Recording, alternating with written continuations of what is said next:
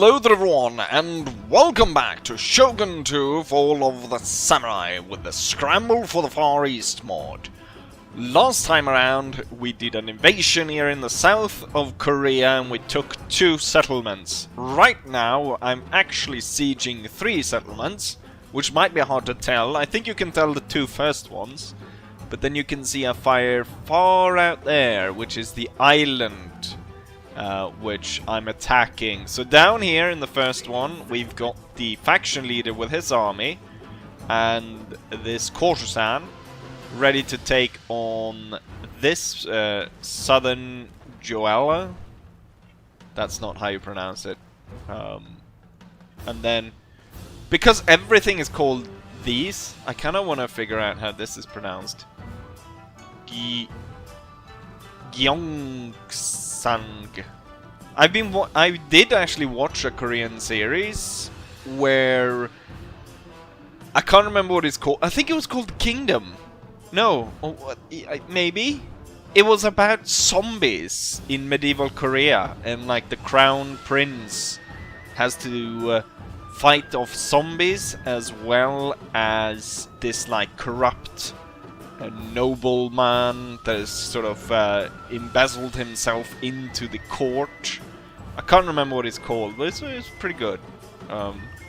Here's the second siege anyways, where it's the faction leader's son, the heir to the throne, of I don't know what you would call it. What did the Russians call it? The Far East's protectorate, commissariat, whatever. He's the runner-up anyways.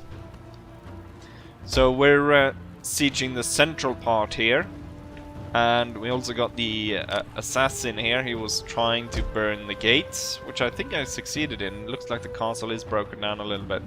And then over here I brought the reinforcement army to bear against this settlement right here. Plus I've moved all the ships in my navy over here to help out by bombarding it. I'm not gonna go ahead and charge in on any one of these sieges. Instead I'm gonna wait and siege them out until they come out and attack me.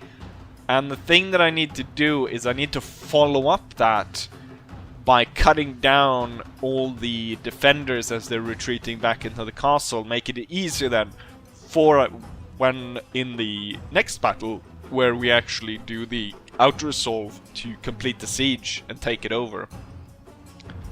With that said, we're gonna go ahead and we're gonna go ahead and end the turn to the point where they sally forth and attack us, and then we're gonna play hopefully all 3 of battles. I think they will be quite easy to manage, but we'll be able to fit all of it.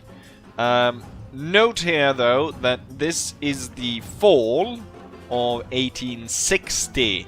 So we're coming up on winter, and that is gonna slow down my advance through the Korean countryside, especially since some of the settlements are far away from each other. I'm hoping though that I will be able to connect a lot of this so I can start using the ports. In the greater scheme of things, I need to figure out how to deal with the Prussians. The Prussians are currently just stomping everything in their path, and there's really no one to stand against them, especially since now they're allied with the Americans as well. They control all of northern Japan, and they're poised to attack the central bit. And the central bit is still fractured, like no other Japanese faction has risen really to face them. Currently I'm trading with the Sacho Alliance, which hasn't really moved much since the start of the campaign, and neither the Netherlands. And none of these I'm really too much of a friend with, partly because I haven't allied with any of them. A lot of it was because the Netherlands or the Sacho Alliance, both of them are at war with each other. So I didn't want to pick sides before I was actually able to invade. I don't think we're going to go directly to invade the Prussians, but I definitely need to do something here to stem the tide. If I could somehow break up the alliance in between the Americans and the Prussians, that would be great, and I could get them to fight each other, and then I would come in and attack the Prussians at the same time. Currently the Prussians are holding 16 territories. Once I hold all of Korea, I think I will outnumber them in provinces, and I might be able to get enough money where... But the thing is, of course, I'm going all the way to them, so we're going to have to ship the troops, and there's going to be navy, and that's going to be a whole complicated issue. So even if I eventually become bigger in terms of provinces, there's still going to be quite a difficulty dealing with them. But that's long in the future, I think. Right now, we need to worry about these 3 sieges. And with that said, let's end turn until the point that they sally forth. There might have to be a change of plan here. I've gone ahead and end turn, and I've noticed that the Koreans are actually sending an army. It's a small army, but an army nonetheless, to go ahead and relieve the siege over here. Combined troops, they would actually make somewhat of a... they could actually possibly threaten this siege. There's 2 turns though, I'm not sure they will make it. Or you know what, I don't think even with those troops they would be able to upset the balance of power here. I'm pretty sure I'd still win. So let's just keep at it and go ahead and end another turn, shall we? The first settlement has decided to sally forth. We've got 1,500 defenders roughly sallying forth against my about 1,900. They've got 2 light mortars. I've got the 12-pounder in my light mortar, plus I have a great infantry advantage. With that said, let's go ahead and fight this battle. And so the battle starts. I've made my battle line, and I've put the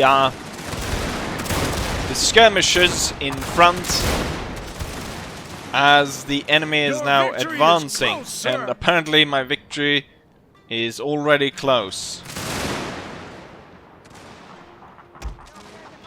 I think it's time to actually pull the skirmishers back behind main line.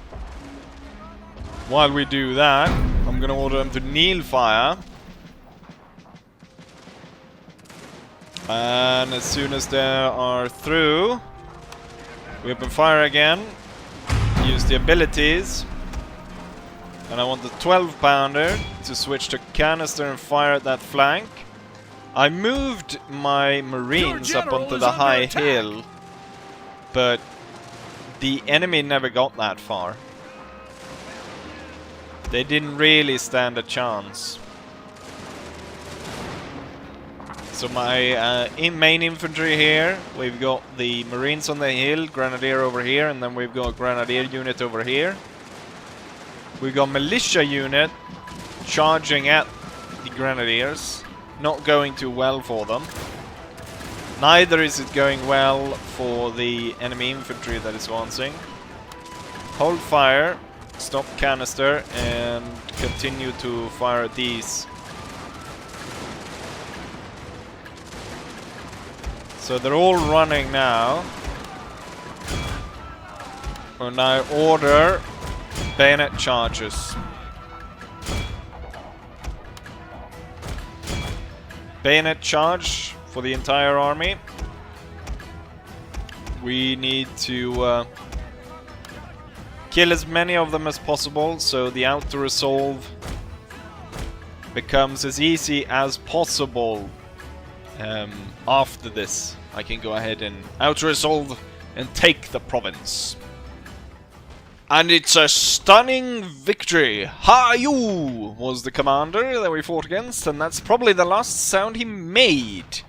We only lost 72 men in this battle, while the enemy managed to lose 820 out of their about 1,500 men, leaving 645.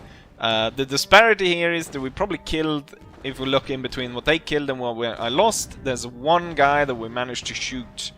We shot one of our own. Actually, most kills goes to the General's bodyguard, but most of that was him running down enemies running away.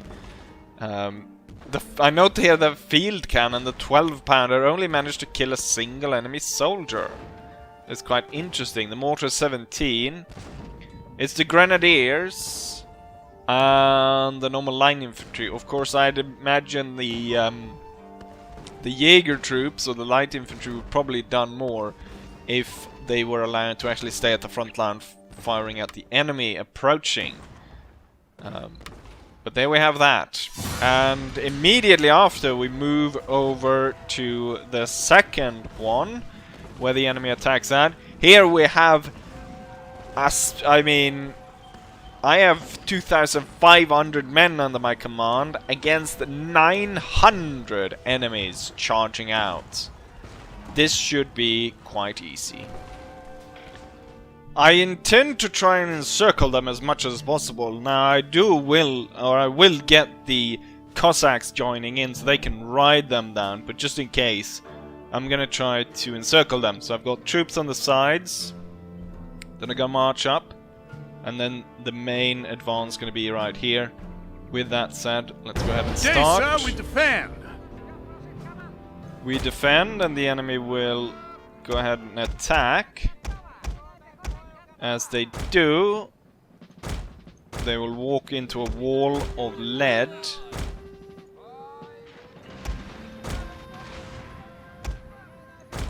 And if they somehow manage to survive that, I'll ride them down with all kinds of fire. Here their mortars are actually quite successful because they actually they were pretty competent in actually placing them. Gonna hold the 12-pounder right here. Set it up and start blasting the enemy artillery. My troops are marching up the side. You do have the this button to actually increase the speed of your troops. However, I remember using it and it actually was trademarked music last time I used it, so I'm not too sure I want to use it in this series, but it's something, if you play it on your own, you can go ahead and use. So I don't think these guys are even gonna make it out of that stupid valley. I'm gonna tell the mortar to go ahead and fire at the center, then Cossack gonna go for that one. Another Cossack is gonna go for that one. At this point, the 12-pounder will only team kills. I'll tell that one to hold fire. And I think there might be a risk of us shooting our own light infantry. Damn, that was a nasty explosion. Throwing a lot of my troops around.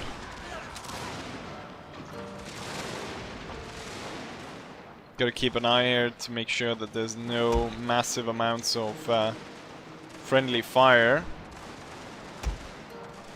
At this point I think it's time to hold fire and let the Cossacks just run them down, and they're the victory. I mean, that's a record within 3 minutes. However, of course, the enemy didn't have a lot to put up against us. But I will make sure that we kill all of these guys. With that said, let's go ahead and check the statistics, shall we? Here's the results of that battle, and it was even more devastating for the enemy. We lost 85 men. Actually, we killed 10 of our own this time around. But yeah, we lost 85 men. The enemy lost 884 out of their 900 men, which means they only have 15 left. Highest kills goes to the Cossacks. No surprise that they rode them down. Then we've got Dniprovsky Grenadier, but one of those I actually ordered to charge down a retreating unit, so I think that's where that comes from. Not entirely sure why this unit killed 52 enemies, and it went from a single chevron up to, I believe this is the 5th one. Not entirely sure. Let's see if we go over to the 3rd battle. This one is probably going to be the hardest one. Oh, the first railroad of the Far East is made by none other than the Russian Empire.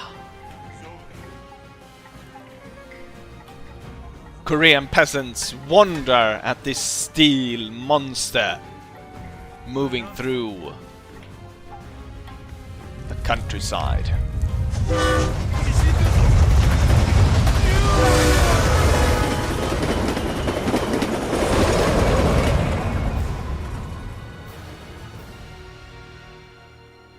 And our assassin is detected.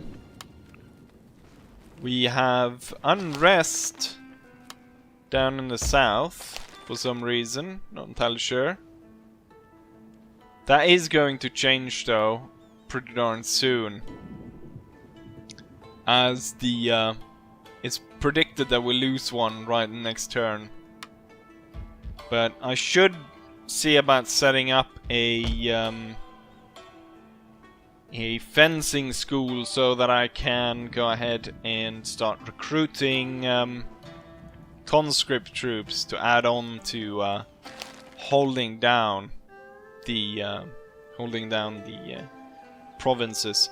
So right now we can board a train all the way up here at the capital, and then we can choo-choo our way like this. These guys right here. Oh, and look at that, how nice, a little bridge even. And then we can go choo-choo, and we can go to this railroad. Uh-oh!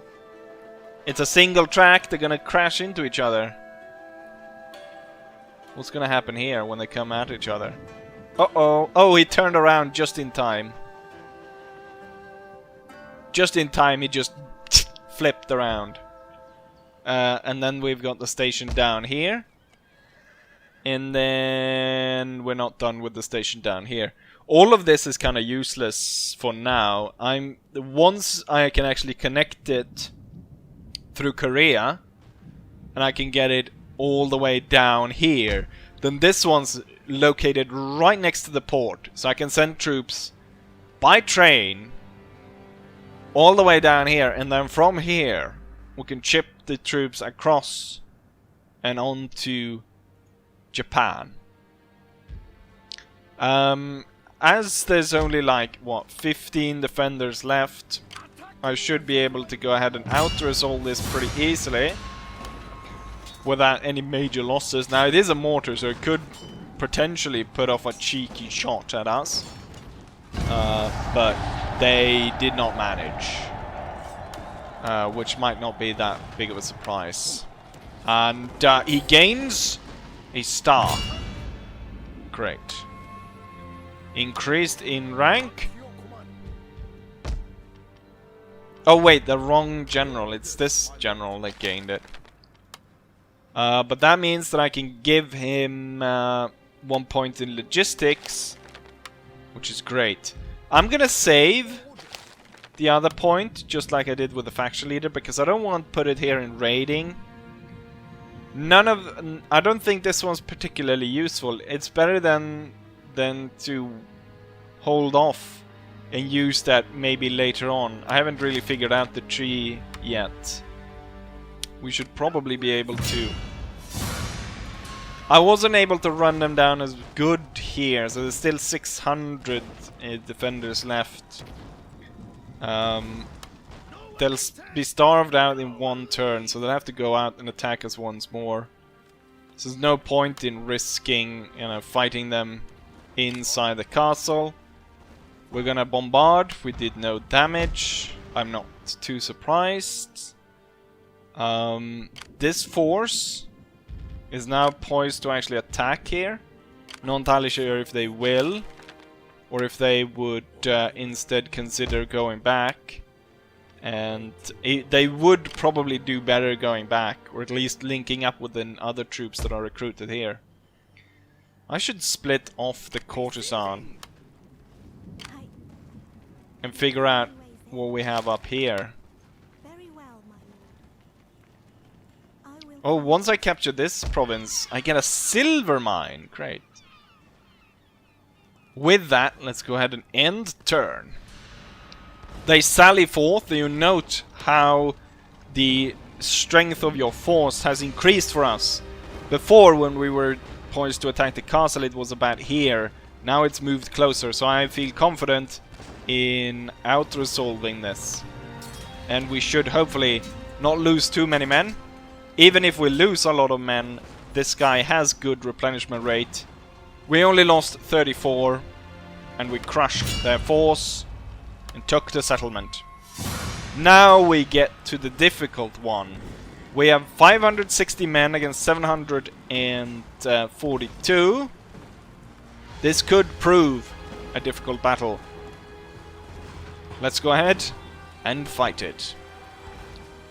My idea is to place them here in the corner, then move them up to this hill, trying to avoid being within the sort of the zone of fire for the mortars, and then crush the enemy as they approach. Today, sir, we defend. Deploy our troops. Naval support will come within 3 minutes. I'm not entirely sure we'll still be battling them. Damn! These guys are really fast. Which I like, because I thought it might take quite a bit of time to set these cannons up. But that went really smoothly, so we're gonna set up the cannons in the center with the units set up on the flanks.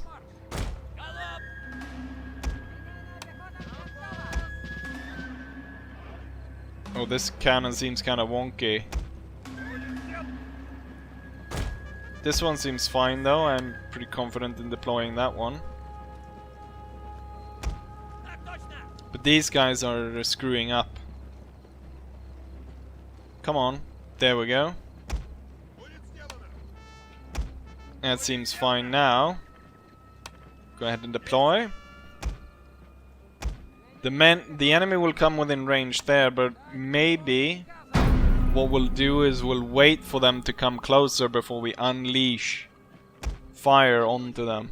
And I think we're gonna go ahead and release everything at once. So we'll fire canister and start volleying them. Or not volleying them, we're just pushing all kinds of fire down upon them at the exact same time. Oh, you're not supposed to fire just yet?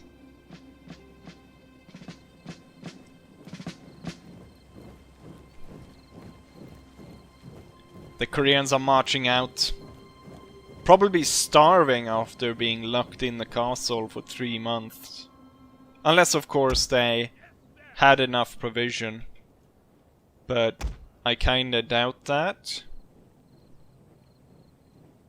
I'm surprised that the AI didn't start to fire as soon as they were within range.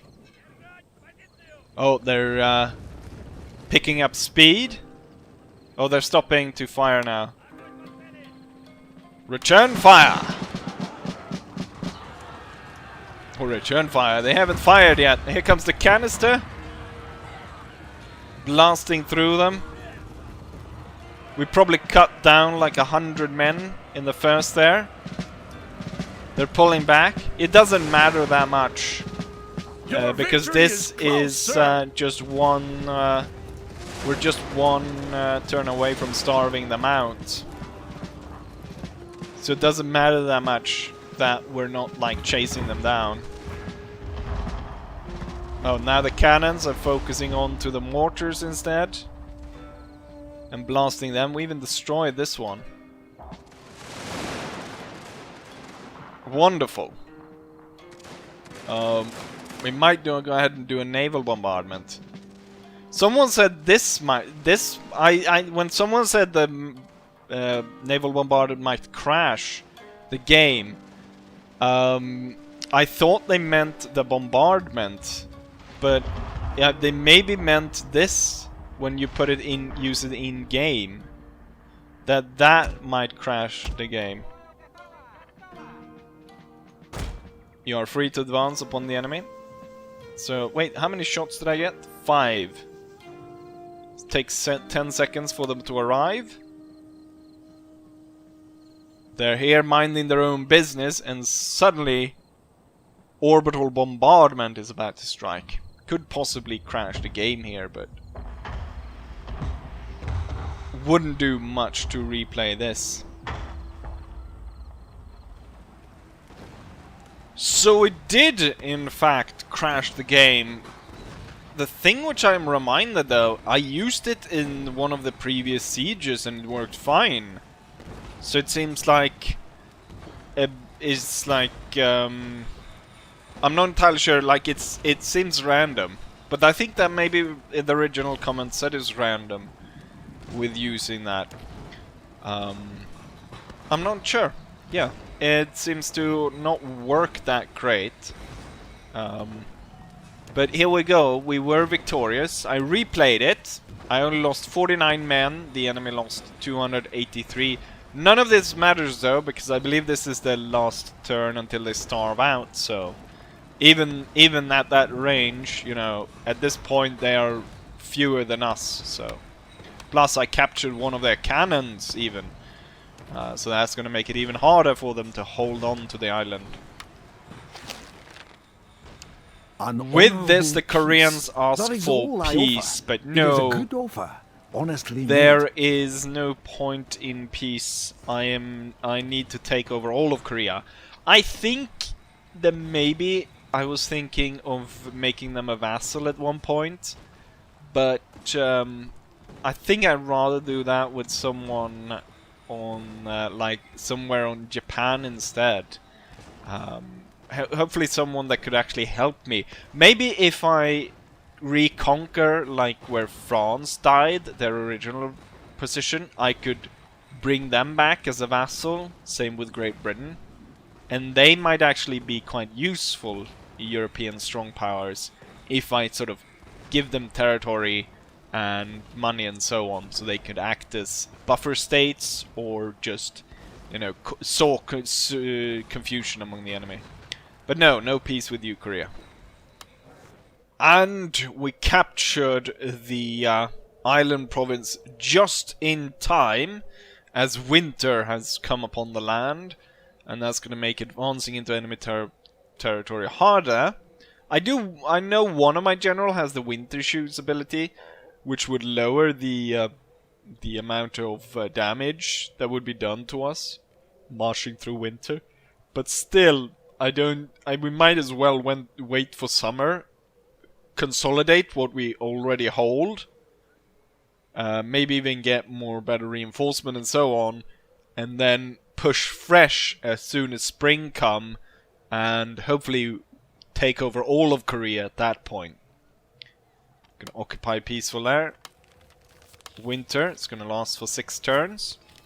6 turns where I will be able to consolidate my position and build it up.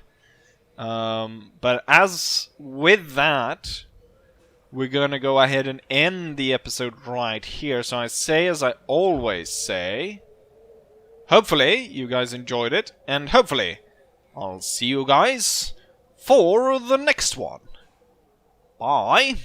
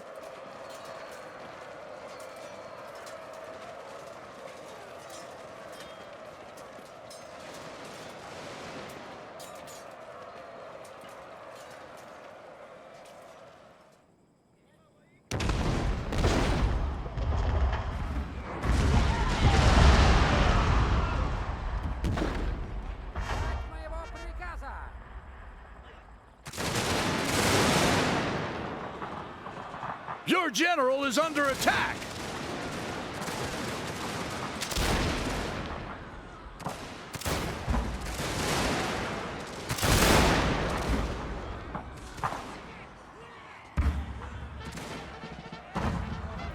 Your victory is close, sir.